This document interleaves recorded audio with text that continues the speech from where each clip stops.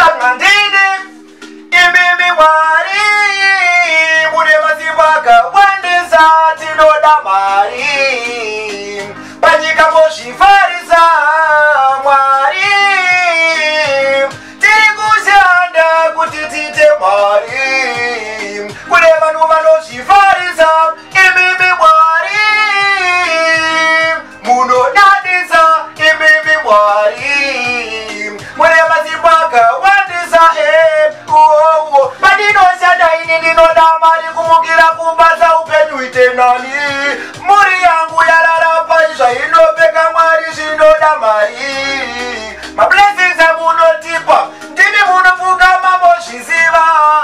Imi makatisika ndimi munotipa mwari. Mwari tiri kushanda kuti tiite mwari. Kune vanhu vanozvifarisa imimi mwari, munodadisa imimi mwari. Mune masibaka wandisa ndinonamata kune mimwari wedenga kuti upenyu hwangu pamwe pachozorema. Ndimi munoziva nzira yandinofamba nayo kunyange kumberi yakapenda. Ndinonamata chaitanani pari kudenga upenyu hwangu itenani. Ndimi munoziva kuti ini chararapai.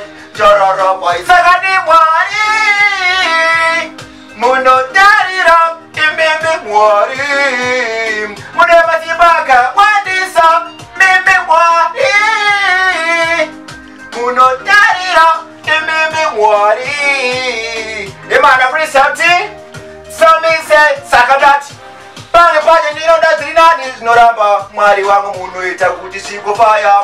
Pandinokiya upenyu masana vakawanda vanofunga kuti ndichachamba. Pandinofungira zviri nani upenyu hwangu kuti uite beta. Panoda ndiende pasi asi Mwari ndimwandotemba. Ndikati rimwe ramazuva zvichaita nani. Vakawanda vanotionera mplaza vati zvingoita nani. Arimwe ramazuva zvichaita nani. Vamwe vachona. Some say I'm Mr. Boom, I'm at freestyle thing. Slim Dogs Entertainment. Bad.